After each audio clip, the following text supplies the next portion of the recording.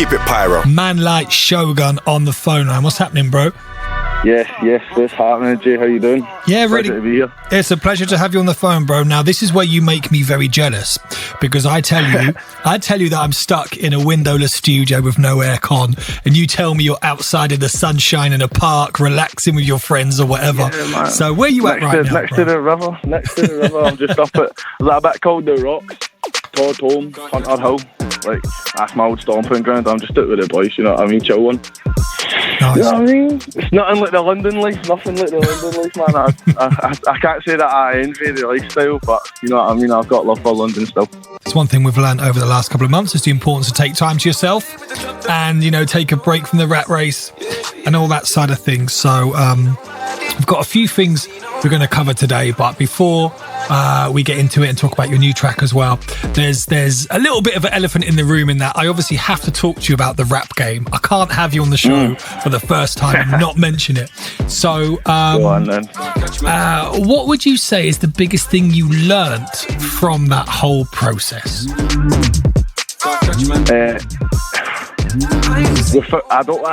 Without sounding facetious, the English people really don't get the Scottish accent, and just generally speaking, and when approaching a project like that, something like that, I should have not approached it so emotionally, you know. So I think it was more a self-reflective moment actually, but during it was like I was 2 months out of hospital, nearly died, madness going on in the life and that, and just mad stuff, man. Just mad stuff. So I was like, my head was a bit elsewhere, so I hadn't let my guard up. So I was very defensive turned offensive, you know what I mean? Like, you know, at times, man, I was quick to snap at people and stuff, and I went there with like a big chip on my shoulder. Definitely, I was carrying my whole country. I want to represent my country the way, you know what I mean? Like, actually represent my country the way it should be represented, man. You know what I mean? Like, we deserve a mention, but I could have went about it some different ways, I think, you know what I mean? But I still think it is what it is. I showed that side of myself, and I think I'm blessed that some people got where I was coming from, you know what I mean? And to the people that didn't, then it's like, it's what it is. I'm a young boy, and I'm still learning, I'm still growing, I'm still trying to be a better person, better man, and a better artist, therefore. So it's going to be a mad process, man, especially like the culture shock of being from where I'm from and coming down there. It's like trying to assimilate or even just get to know people. It's a bit mad.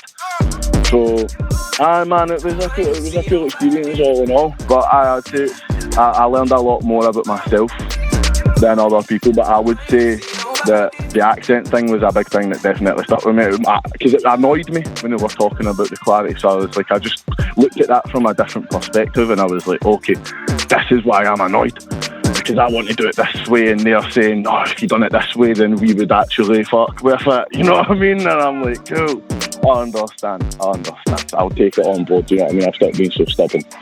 But for artists, man, you know what I mean, artists are stubborn. But I think what's really good is that we're in a climate now where people want to see. The one thing about that show is you do get to see the growth as a viewer. You do get to see the growth of people. Some people really kind of step forward and develop, and some people just almost can't handle it.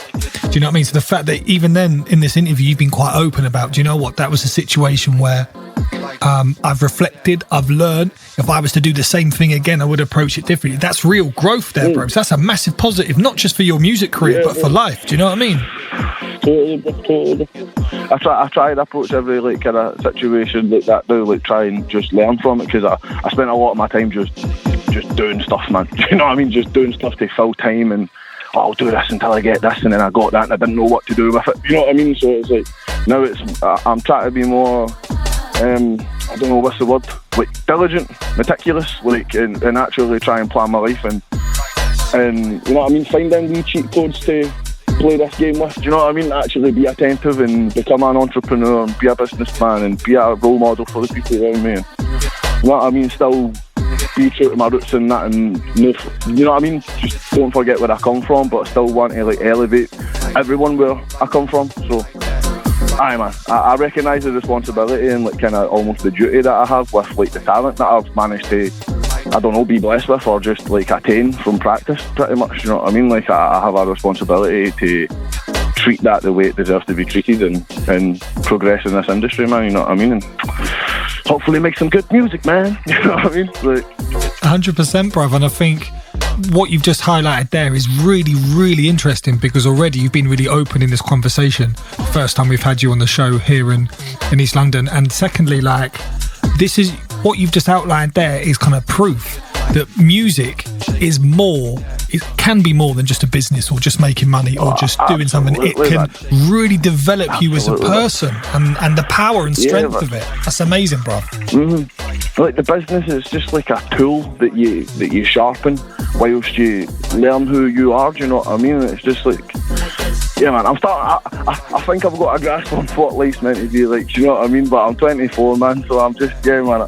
Like you said, I'm just trying to show growth and be more open, man, and talk about stuff and because some people can't, you know what I mean, or they just don't want to. So I might as well, like, I'm in a position where people want to hear what I want to say for whatever reason, man. So I'm just grateful for it, man. I'm just grateful. It's a mad life. It's a mad life. Yeah. I feel like a 24-year-old, 12-year-old. Like, do you know what I mean? I just feel like you know what I mean? I just feel like a big kid, but like I've got all these mad responsibilities, but it's because I've got that life where it's like I've almost got no responsibilities. So it's like any responsibilities that I've got, I can kind of laser focus in on them, and you know what I mean? I'm starting to figure out what my position is and how to deal with that. You know what I mean? So yeah, I'm just blessed to be in the position that I'm in, because I'm sure a lot of people from my bit like would want to be rappers, especially people from East London. I know a lot of boys want to be rappers, man. It's like, so I don't know how this 16-stone lump of sex appeal has become one, but oh, we all know why. It's just charm and charisma, bruv. Come on, we know that, and talent. Mix it all up together, and there we go. But I think I need to get that hard work. I need to get that hard work, that work ethic, and then that'll be, you know what I mean, get them P's and that. From your perspective as well, like coming out of that show and the kind of the spotlight that put on you and the visibility, how kind of keen were you to make sure that that experience and visibility was great, but it was just a step on the journey rather than you're defined by your association with that one thing? Do you know what I mean? Yeah, did that ever cross your mind? That was a big part of my whole chip on my shoulder. Was like, this is like, I've done stuff. Do you know what I mean? I went there like, I've done stuff. Like, this is just another thing that I'm doing to prove to people like I can kind of live in this realm. And you know what, man? It turned out to be a bit harder than I thought. You know what I mean? So it was like, like now that I look back on it, I have more respect for it than I did at the time. Aye man, it's a weird, surreal situation. Like, I'm thankful for the opportunity, but at the same time, man, like, oh, fuck the BBC so much, man. Oh, so much, man. I don't like the BBC. I don't even know if you can play this on the radio, but mate, Jay, fuck the BBC. I hate them. You can put out there what you want, bruv. Bro, I don't like the BBC, man. Like, they try to make me into some angry fucking Scotsman and try to edit me mad ways and like fucking sniper me and put me in mad positions where it's like, obviously I'm going to fuck myself over. Like, you put me in a place in the middle of butt-fuck nowhere and I know people there. Like, do you think I'm going to sit in that hotel? There's no security. There's people coming in the hotel watching the fucking Champions League final on their iPads and I have to stay in? No chance, mate. Catch you after. No chance, mate. I'm a grown man. I'm not, you know what I mean? And everybody else was feeling like that. Well, you know what I mean? I don't like to speak for other people, but it was some Agatha Christie hotel, bro, in the middle of Telford. You know what I mean? And bro, shout out to Monroe and Monroe's mum and his whole family. Monroe's my boy. We've got a tune together called Deeper Meanings. We've got a few other tunes. He is a G of all G's, because when I was in that shitty hotel, mate, he was like, nah, never mind that, come and link me, and you know what I mean? And it was calm. See if Monroe wasn't there, I'd never had my boy. I don't know what I'd have done in that hotel. I'd have smashed the room up or something, just out of like severe anxiety, mate. You know what I mean? It was like, it was mad, all the mad regulations and shit. I was just like, this is not on, this is like a soft remand. You know what I mean? I just felt like I'm on some mad remand waiting to go on this show and all that, like for some mad virus. Like, I've been tested for like 4 times and I've no got it. I'm just like, what? So with that in mind, season 3 of that show is just around the corner. Is it something you're able to separate and kind of see just as entertainment? Like, will you be watching it, or is it not really? I'll probably watch it, man. I'll probably watch it. But it's one of those things. It's just like it's just a show. I don't even see it as like, oh, it's the show that I'm on. I was just on that series. You know what I mean? Like, shout out to Captain Conan and all that, and DJ Target, all the guest judges and all that. But like, it's just the BBC people. I don't like them. You know what I mean? Don't like them.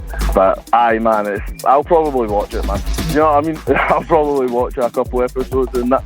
But I don't. But I wouldn't say it's like pure something that I watch, man. I just watch mad like podcasts and. You know what I mean? Like, I don't really watch TV like that, to be quite honest. You know what I mean? I don't want to pay for my TV license. Yeah, no, I hear that, man, 100%. So, like, I know that you are someone who's passionate. You know, you're not afraid to be vulnerable. You're not afraid to kind of say how you feel, and that's something that sometimes we don't see so much compared to a little while ago within music. But I also saw something recently, like you mentioned the BBC there, but Twitter. What is it that you hate about Twitter the most? It's too random, mate. Yeah. It's too random. It's like a roulette machine of like verbal diarrhea. I don't like it. I go on because I've got like ADD or something, man. Like, see, as soon as I see too many things that I just do not care about, I'm like, I don't need that in my life. I don't need that app in my life. And it's like, I don't even know why I still have a Twitter account. Like, occasionally I'll go on and I'll share stuff. I just don't. It doesn't compute with me, mate. You know what I mean? I don't like it. Maybe it's me. I don't know. Maybe I'm just a cynical. You know what I mean? Maybe I'm just cynical, mate. But like, I don't. People on Twitter moan too much.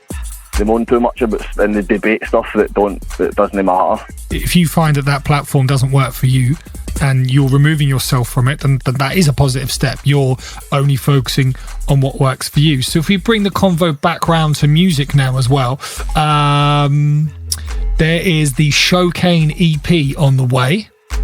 So I've already asked the question to the other person involved in that project, but I want to ask you, as the other person involved in that project, I want to hear in your words, what can we expect from that collaborative EP, man? I'm gassed. Oh, man. It's like, mate, it's like 1,000 arrows blocking the sun, and every arrow has like mad mental bars on it, mate. Mental bars on it. It's like it's an assault on your frontal lobe with metaphors, mad rhyme structure, syllable alignment, dirty punchlines. British and Kane's coming with the sickest name flips I've ever heard in my life. You know what I mean? Like, it's a mad lyrical exercise, and the guest verses that we got on it, we were lucky enough to be blessed with amazing prowess. You know what I mean? From both hemispheres, do you know what I mean, literally.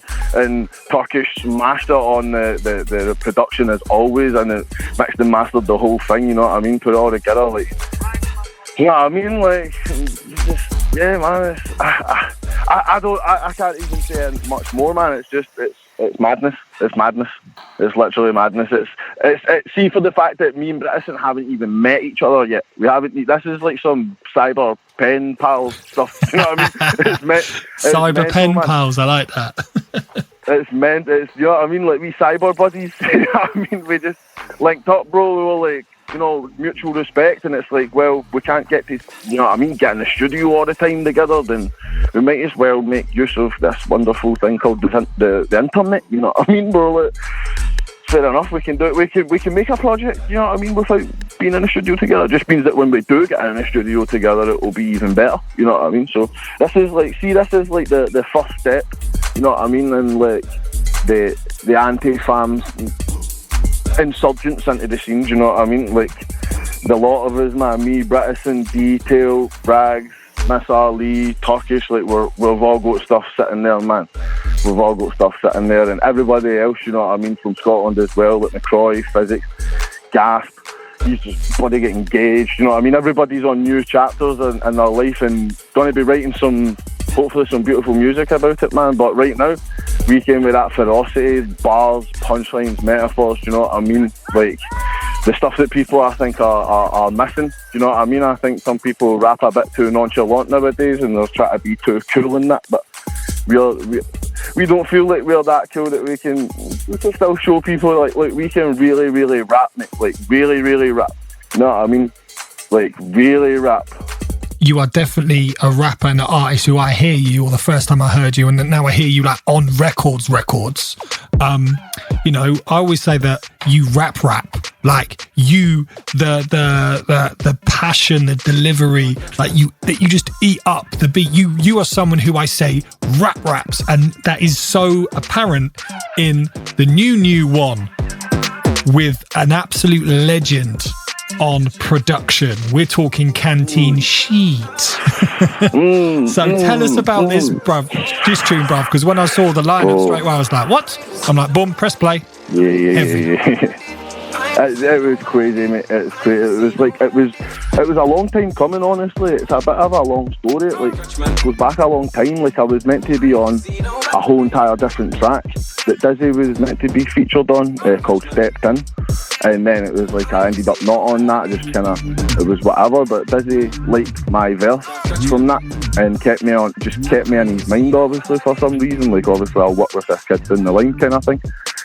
And I ended up like, obviously going to jail and shit and doing my wee bit of time in that and sorting my life out. And then once I get out, I think about a month, maybe 2 months after I get out, like obviously got the contact again, and it was, I mean, it was quite quick. Like, he was just like, literally I got him on the phone, it was like November or something. I got out in like July, by like 3-4 months or something, I don't know, whatever. And like, he was just like, oh, what are you doing? And I was like, literally staying at my bird's cast, you know what I mean? I'm just like, in Edinburgh. He's like, oh, what are you doing tomorrow? I was like, nothing. He's like, yeah, come, I'll book a flight. And I was like, what? Like, you'll book a flight, mate? You actually mean, what? I was like, that's the best present anyone's ever bought me, mate. Like, you just pay for a wee eye sound, mate. I was like, thank you, mate, I appreciate it. Like, you know what I mean? And I, man, honestly, like, bro, mate, I used to get like fuck all fucking like money for like just in general. I've never had a lot of money, mate. So I used to go to HMV and steal CDs, bro. And one of the first CDs that I will listen to full back to front of any British rapper was Maths in English by Dizzee. And it was Blood, Sweat and Beers by Devlin. And then it was what was the name? It was like Catch 22, like Tinchy Strider or something. Bunch of other stuff that was just kicking about, like early 2010s, like a lot of Professor Green and that. I was just jacking so many CDs. That was like my life, mate. Do you know what I mean? I was just one of them wee naughty kids, mate. Like, just love my tunes, love my rap, you know what I mean? Eminem, Lil Wayne, like 3-6 Mafia. Just it was a smorgasbord of just whatever I could get, bro. But like, I lean towards stuff like Outkast and Wu-Tang Clan, like the weirder stuff. So when I heard Maths in English by Dizzee, I was like, this is weird as fuck. I love this. You know what I mean? This is some crazy stuff, man. Like, this is like, yeah, man. Like, and I went through the whole discography, and obviously, like, proper, do you know what I mean, studied. Like, I was like, this guy's actually like, he's like, fuck, I want to be like him. Do you know what I mean? He's one of my, like, and see, when I met him, it was just, wow.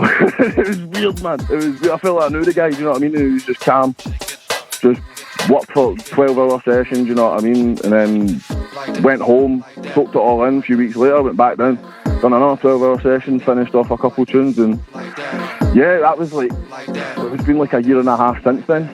Now till the release of the tunes, you know what I mean? So, because that was going to be one of my questions, was depending when you kind of cut the record, whether that was another one that was fully remote, without you being in the same situation. But that story there about getting the call, you're on the flight, I've got you booked, you know, you're being picked up from the airport, this is where you need to be. Like, for you, like you said, going full circle from buying, I say buying in inverted commas, obtaining the album of the artist, to then coming full circle and then being like transported down.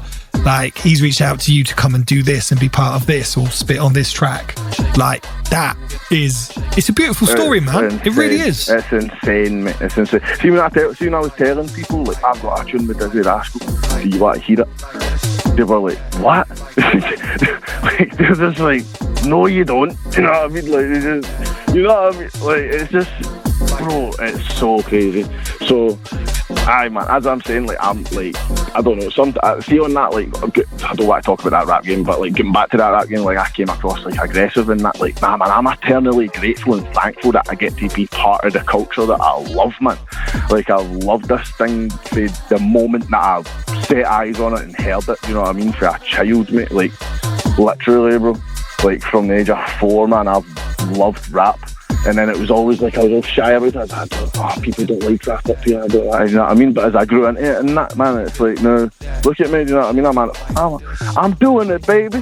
It's like, you know, I can't, you know what I mean? I can't be that bad, you know what I mean? If I've got Dizzee Rascal gave me the cosign and that, like willing to obviously produce tracks for me and stuff like that, and take time out of his life to work with me, man. It's mad. I'm just grateful for it, and I hope people like the tune. You know what I mean? I wrote that just literally like just after I got out of jail, man. You know what I mean? I was just kind of looking back at that wee experience. I was like, that's mad. You know what I mean? Like all that time, and it feels like it's just been one day that you know what I mean? I just get out and everything's just kind of the same, man. I was like, crazy, mate.